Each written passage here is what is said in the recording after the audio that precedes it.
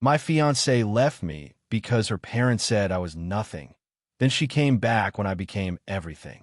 I'm posting this from a burner because too many people I know read here, and I don't want the victory lap to look like revenge. Though, if I'm honest, it feels a little like that point 3 months before our wedding.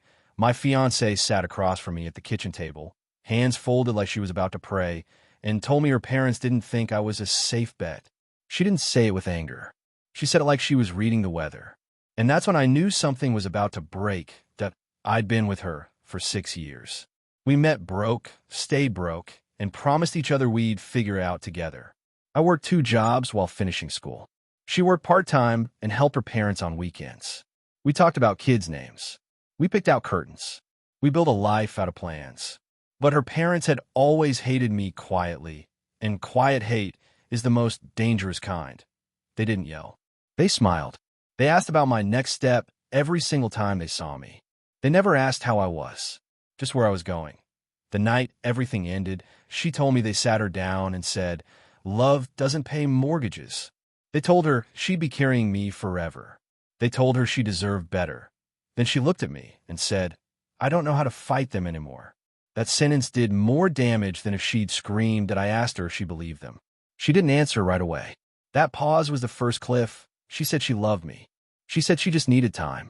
She said she hoped I'd understand. And then she took her ring off and put it on the table like it was borrowed, that I didn't beg. I didn't cry in front of her. I just nodded and said, "Okay." Inside, something shut down so hard it scared me. She moved out that weekend. For the first week, I slept on the couch because the bed felt like a crime scene. Every object in the apartment accused me of believing too much. Her parents texted me once. "Nothing personal. We just want what's best for our daughter." That line burned itself into my memory. That here's the part people always skip. I wasn't a loser. I was just early, that I had been working on a startup idea with a friend from school. We'd been grinding nights, getting polite rejections, living on caffeine and hope. She knew this. Her parents knew this too, and laughed about it when I wasn't around. 2 weeks after she left, our product got traction.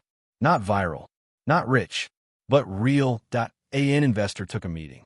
Then another that I didn't tell her. Not out of spite, out of survival. 3 months later, the deal closed. I remember sitting in my car, staring at the contract, realizing I was about to make more money in a year than her father had ever believed I could in a lifetime. I laughed so hard I had to pull over. I upgraded my life slowly. No flex, no posts, new apartment, paid off debt. Focused, that's when she called. She said she'd heard I was doing well. She said she missed me. She said maybe things had been rushed. That I asked her what changed. She hesitated.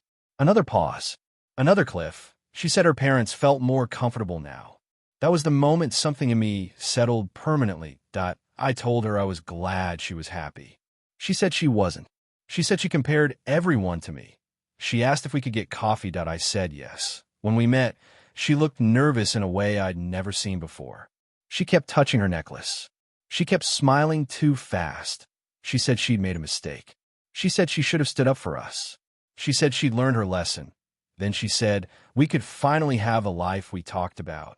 Finally, like I'd been the delay. I asked her one question. If nothing had changed for me financially, would you be here? She didn't answer.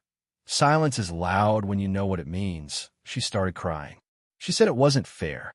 She said I was twisting things. She said love isn't that simple. I told her she was right. Love isn't simple, but loyalty is. She reached for my hand. I pulled it back. I told her I didn't hate her.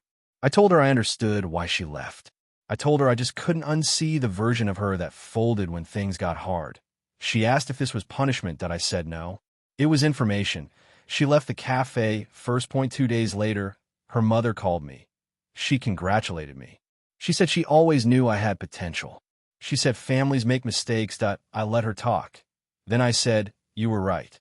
Love doesn't pay mortgages, but character pays interest. She hung up. I haven't spoken to my ex since. Sometimes I miss the girl I thought she was. Sometimes I'm grateful she showed me who she was before kids, before contracts, before life got sharper. The hardest lesson I learned wasn't about money. It was this.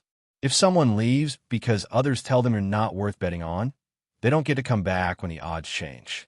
Update 1. A lot of people asked whether she ever apologized without mentioning money, her parents, or pressure, and I want to answer that clearly because it matters. After the cafe, she texted me later that night, saying she felt emotionally ambushed. That was her wording. She said she hadn't expected me to be so calm, and that it made her feel like she'd already lost me before she could explain herself. That sentence stuck with me, because it framed the situation as something happening to her again. Over the next 2 weeks, she sent a handful of long messages. None of them were angry. They were reflective, almost rehearsed. She talked about how hard it was being caught between love and family. She talked about how young she felt when they broke us up. She talked about how she'd grown since then. What she never talked about was the moment she put the ring on the table. When I gently asked her why she didn't defend me back then, why she didn't even try, she said, "I didn't think you'd actually be okay without me."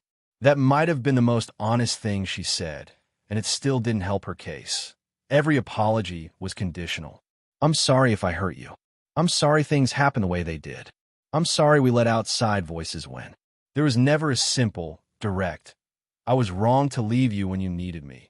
She also asked, more than once, whether I'd still be this hurt if my career hadn't taken off. That question told me she still didn't fully understand the problem. This was never about money.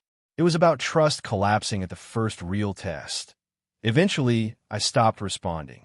Not out of cruelty, but because the conversations kept circling the same drain. She wanted absolution without accountability, closure without consequence. And I realized that reopening that door would only teach her that walking away had been a reversible decision that it wasn't. Update 2. Since a lot of people are asking how I'm actually doing now, emotionally, not financially, I'll be honest, the first few months after everything fell apart were rough in a quiet way. I didn't spiral or self-destruct. I functioned. I worked. I smiled when required. But there was this low-grade grief that sat in my chest all the time, like background noise you don't notice until it stops.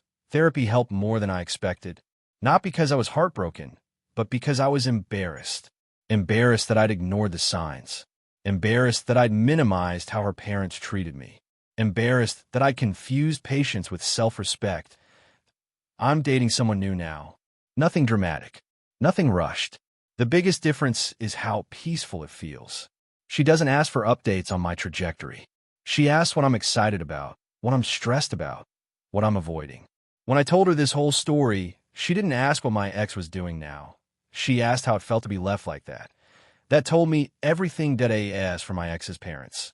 They tried one more time to reconnect. An invitation to dinner. An offer to clear the air. I declined politely. Not because I'm bitter, but because I don't need approval from people who only see value after validation. But I've learned something important through all of this. Success doesn't make rejection hurt less, but it does make the lesson clearer. The people who believe in you before the results are the only ones who deserve to celebrate after them. If you're reading this while someone is doubting you, delaying you, or asking you to prove your worth before they commit, pay attention. Love that needs guarantees isn't love. It's a contract.